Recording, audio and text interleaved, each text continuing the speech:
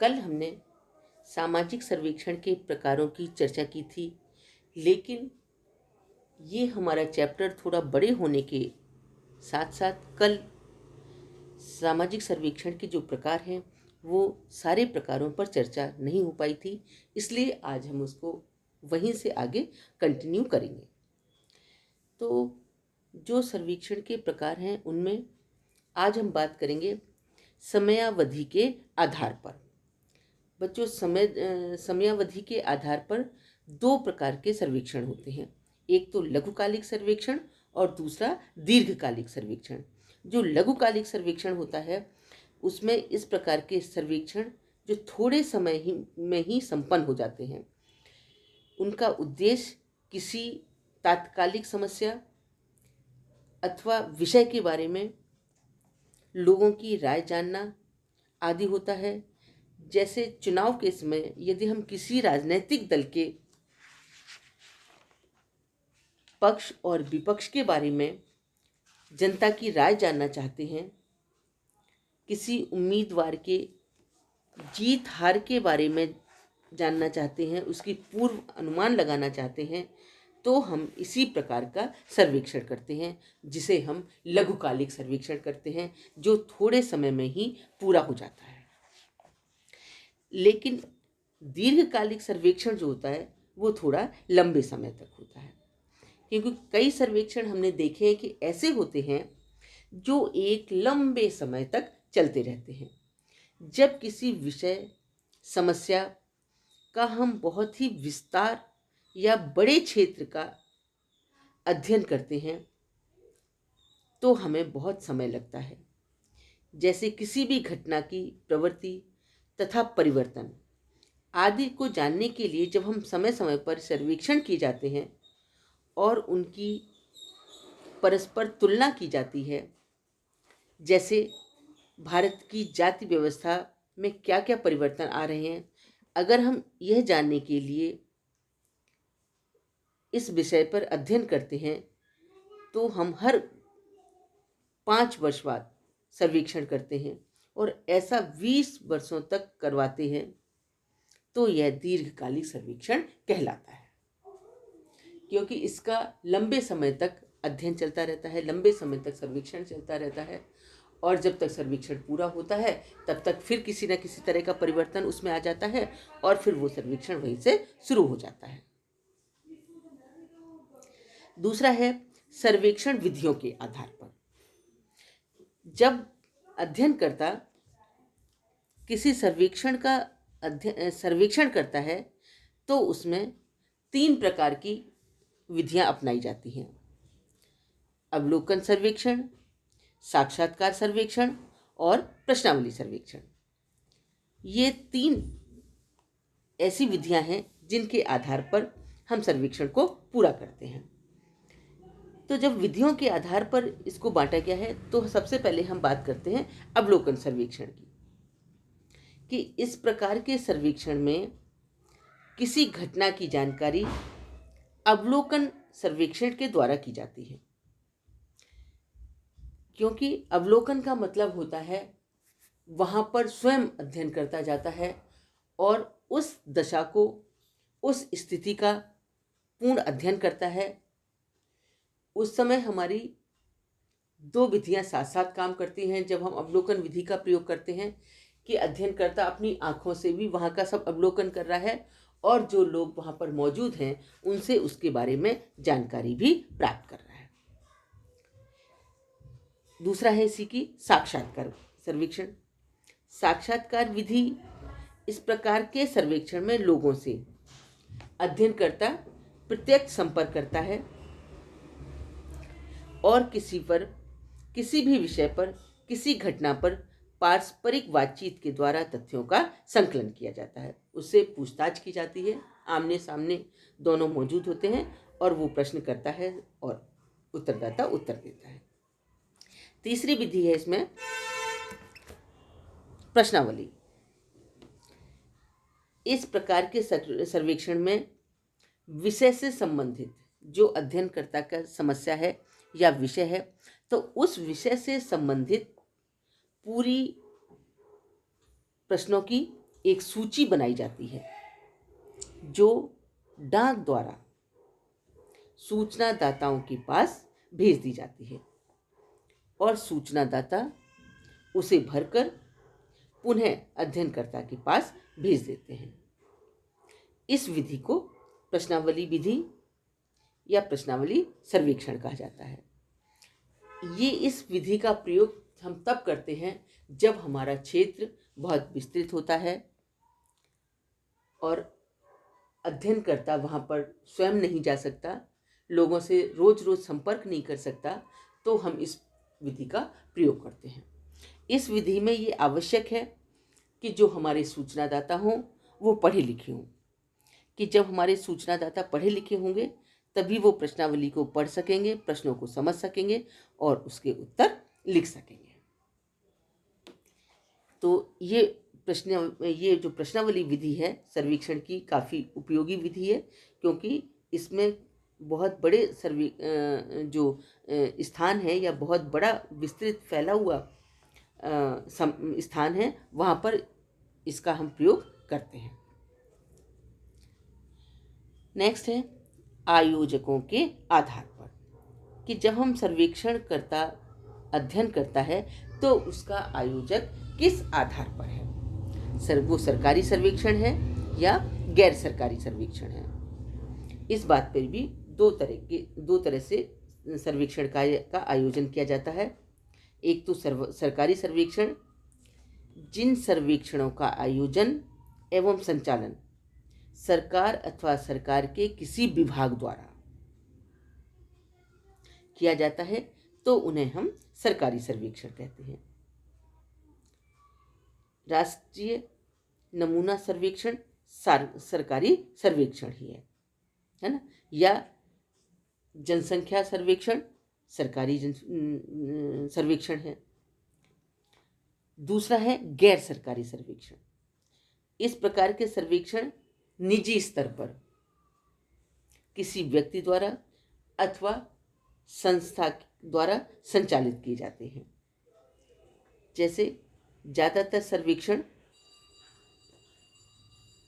कई कंपनियां अपनी वस्तुओं का कितना उपभोग हो रहा है या कितना उपभोग जनता कर रही है, उस उत्पादन के आधार पर वो सर्वेक्षण करवाती है। जैसे अपने जूतों की खपत के लिए यदि बाटा कंपनी द्वारा कोई सर्वेक्षण कराया जाता है तो ये गैर सरकारी सर्वेक्षण की स्थिति में आता है। तो सर्वेक्षण दो तरह के आयोजक होते हैं, एक सरकारी आयोजक और दूसरा गैर सरकारी आयोजक। अब बात आती है आवृत्ति के आधार पर, कि सर्वेक्षण अंतिम सर्वेक्षण है, ये पुनरावर्तक सर्वेक्षण है। जैसी जिसकी आवृत्ति होगी उसी के आधार पर सर्वेक्षण होता। अंतिम सर्वेक्षण मतलब जब किसी अध्ययन का विषय बहुत अधिक सीमित और कम परिवर्तनशील होता है तो उसके बारे में एक सर्वेक्षण करने से ही निष्कर्ष निकल आते हैं, और इस सर्वेक्षण को ही हम अंतिम सर्वेक्षण कहते हैं। जैसे कोई हमारा अध्ययन है या कोई ऐसा विषय है जो बहुत कम परिवर्तनशील है, तो उसके बारे में एक बार सर्वेक्षण करने से ही उसको अंतिम रूप प्रदान कर दिया जाता है। दूसरा है पुनरावर्तक सर्वेक्षण, मतलब इसकी बार बार कुछ सालों बाद, कुछ समय बाद पुनरावृत्ति होती रहती है, तो उसे हम पुनरावर्तक सर्वेक्षण कहते हैं। कई सामाजिक स्थितियां ऐसी होती हैं जिनके बारे में केवल एक बार सर्वेक्षण करना ही पर्याप्त नहीं होता है, क्योंकि उसमें समय समय पर परिवर्तन का क्रम एवं प्रवृत्ति जानने के लिए बार बार सर्वेक्षण करने होते हैं। क्योंकि कुछ समय बाद उन स्थितियों में, उन आंकड़ों में परिवर्तन आ जाता है, तो वो जो पहले के सर्वेक्षण हैं, जो पहले की जानकारियां प्राप्त की हैं, जो पहले के आंकड़े हैं, वो समय बाद परिवर्तन हो जाते हैं। तो उसके लिए उनकी बार बार पुनरावृत्ति की जाती है। कुछ समय बाद फिर वापस उन सर्वेक्षण को दोहराया जाता है। ऐसे सर्वेक्षण को पुनरावर्तक सर्वेक्षण कहते हैं। अब है आवश्यकता के आधार पर। आवश्यकता के आधार पर जैसे नियमित सर्वेक्षण और कार्यवाहक सर्वेक्षण। जब किसी विषय या समस्या की जानकारी हेतु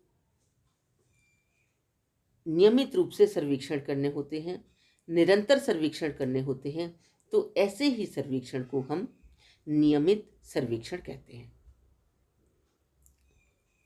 इस प्रकार के सर्वेक्षणों के लिए पृथक से एक विभाग की स्थापना करनी होती है।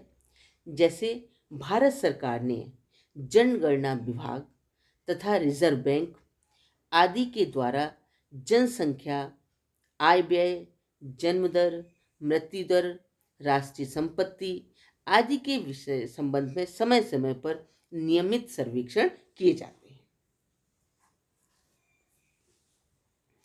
क्योंकि इनमें इनकी बहुत ही आवश्यकता होती है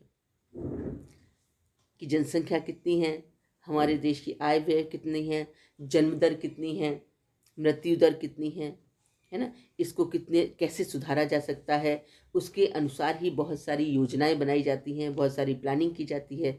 राष्ट्रीय संपत्ति कितनी है, इन सब के बारे में समय समय पर सरकार द्वारा एक विभाग खोला गया है। उसके लोग उनका यही काम है कि वो समय समय पर नियमित इसका सर्वेक्षण करते रहते हैं और आंकड़ों में बदलाव आता रहता है। अगला है आपका समुदाय एवं क्षेत्र के आधार पर कि समुदाय क्या है, किस समुदाय का सर्वेक्षण करना है और किस क्षेत्र का सर्वेक्षण करना है। तो इनके आधार पर सर्वेक्षण के 3 प्रकार हैं। एक तो ग्रामीण सर्वेक्षण, दूसरा नगरीय सर्वेक्षण और तीसरा जनजातीय सर्वेक्षण।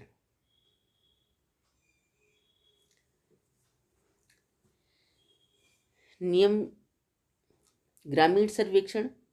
ग्रामीण सर्वेक्षण वो सर्वेक्षण है जो ग्रामीण लोगों के संबंध में, उनसे संबंधित विषय एवं उनसे संबंधित समस्याओं के बारे में जो सर्वेक्षण आयोजित किए जाते हैं वो ग्रामीण सर्वेक्षण कहलाते हैं। जैसे हमारी जो 75% जनसंख्या है वो गांव में निवास करती है। गांव में उनकी आय क्या है, वो कृषि में किस तरह से अपना काम करते हैं, उनका उत्पादन किस सीमा तक है, उसमें कैसे बदलाव लाया जा सकता है, उत्पादन शक्ति को कैसे बढ़ाया जाता है, इन सब चीज़ों के बारे में जब हम जानकारी प्राप्त करते हैं, कितने लोग गांव में गरीबी रेखा से नीचे निवास कर रहे हैं, कितने लोगों को अपनी आवश्यकताओं के लिए कृषि पर निर्भर रहना होता है और किस तरह से कृषि कार्य में उनको कठिनाई होती है, इन सब का सर्वेक्षण अगर हम करते हैं तो वो ये समस्याएं गांव से संबंधित, गांव से जुड़ी हुई हैं, ग्रामीणों से जुड़ी हुई हैं। तो इस जनसंख्या को, इस तरह के सर्वेक्षण को ग्रामीण में ही किया जाता है। नगरीय सर्वेक्षण वो सर्वेक्षण होते हैं जो नगर में रहने वाले लोगों से संबंधित होते हैं। इस प्रकार के सर्वेक्षण नगरों से संबंधित समस्याओं को जानने तथा उनके समाधान हेतु किए जाते हैं।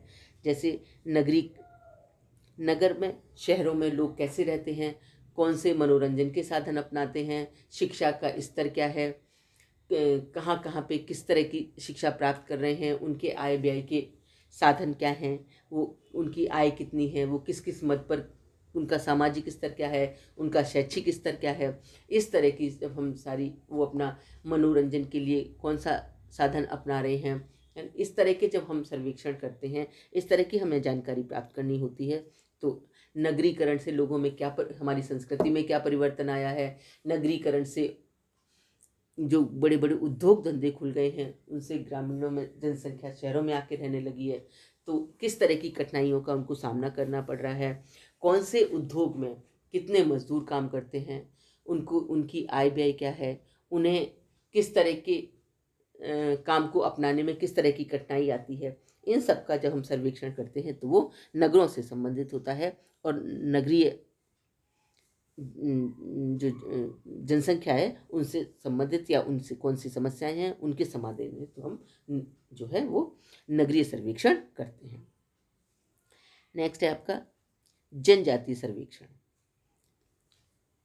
ये जनजातीय ऐसी एक जनता का भाग है जो ना तो शहरों में निवास करता है और ना ही गांव में निवास करता है। ये अपने अलग ही आम जनता से दूर